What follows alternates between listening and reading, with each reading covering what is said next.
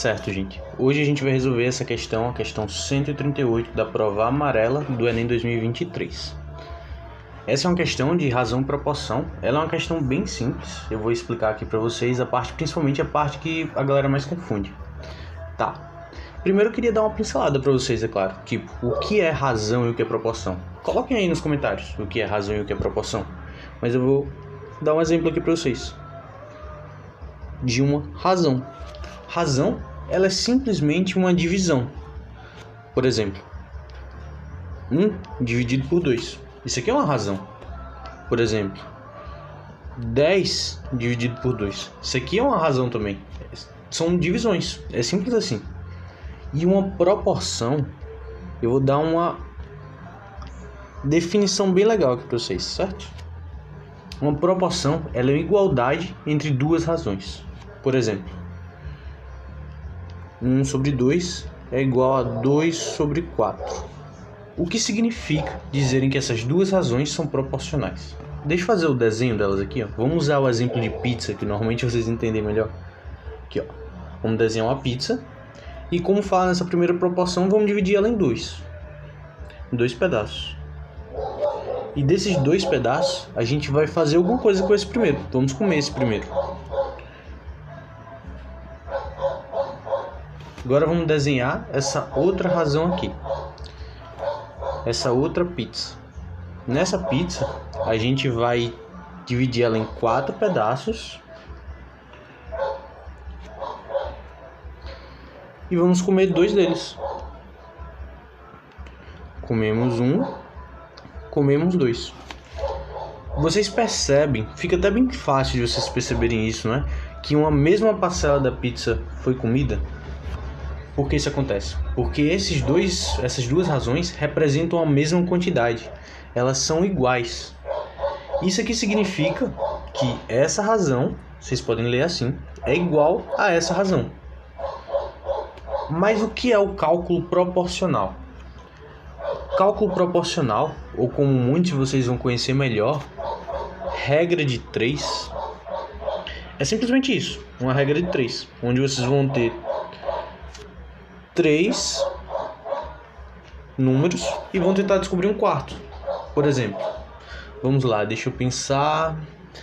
A gente vai pegar que um trabalhador, ele, deixa eu pensar num exemplo. Ele constrói uma casa em um determinado período de tempo. Vocês não precisam pensar muito nisso. Então digam, quantas casas 5 trabalhadores fariam? Percebe que a gente tem 1, 2, 3 números, uma regra de 3, e queremos descobrir um quarto número?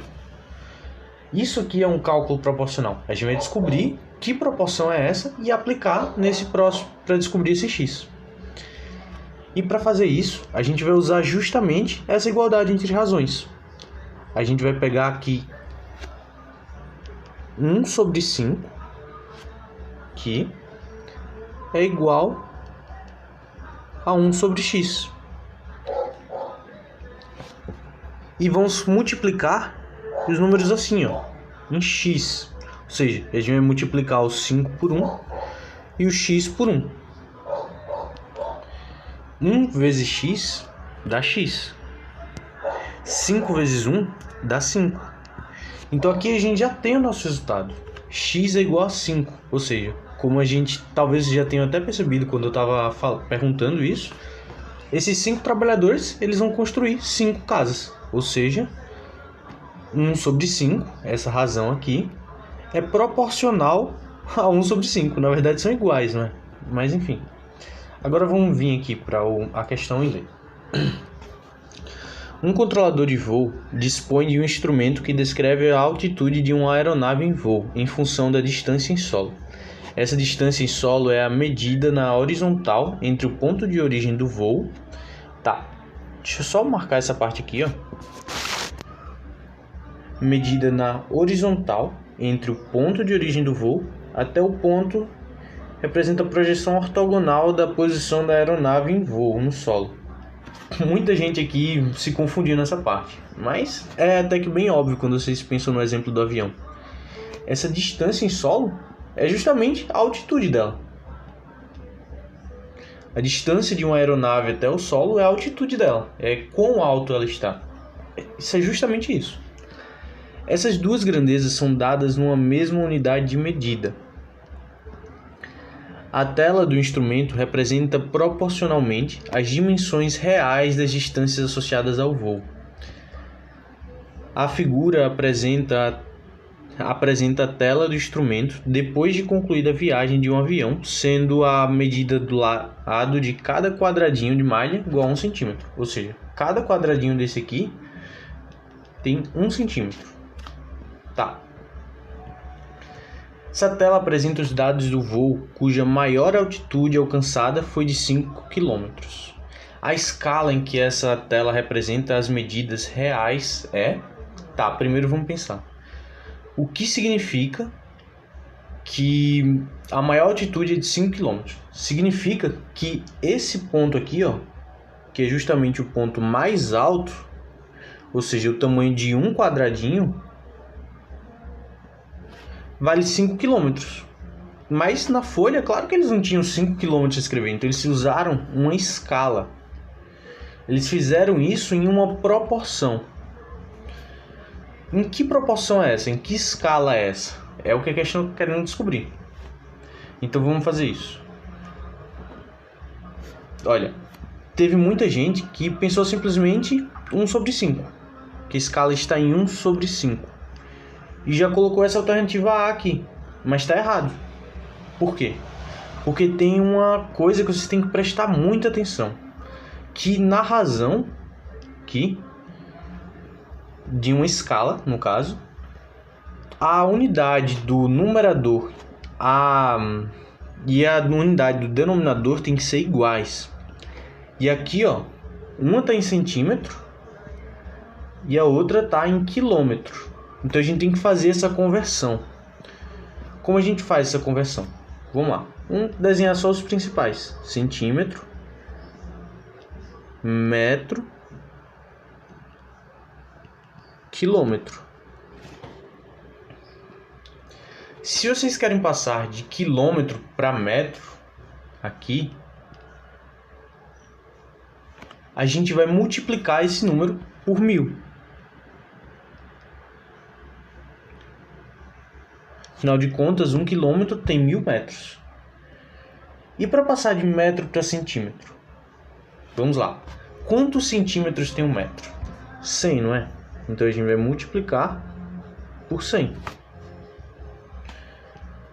Então, para a gente passar de quilômetro para centímetro, a gente vai multiplicar por 100.000. 1000 vezes 100. Então vamos lá. Vamos passar aqui, ó. A gente tem que a escala, que essa tela representa as medidas reais, a gente vai colocar primeiro aqui em cima o 1. E esse 1 centímetro, eu vou colocar aqui, está para 5. Deixa eu usar outra caneta aqui. 5 vezes 100.000.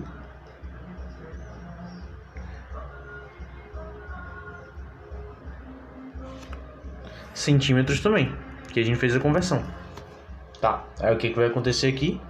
Esses centímetros, eles vão se anular, porque a gente está dividindo centímetro por centímetro, aí não resta esse centímetro, não resta unidade nenhuma na resposta. E aí, qual é a resposta? É 1 sobre 5 vezes 100.000, 500.000.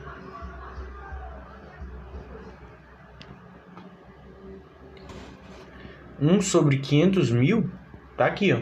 Na alternativa é.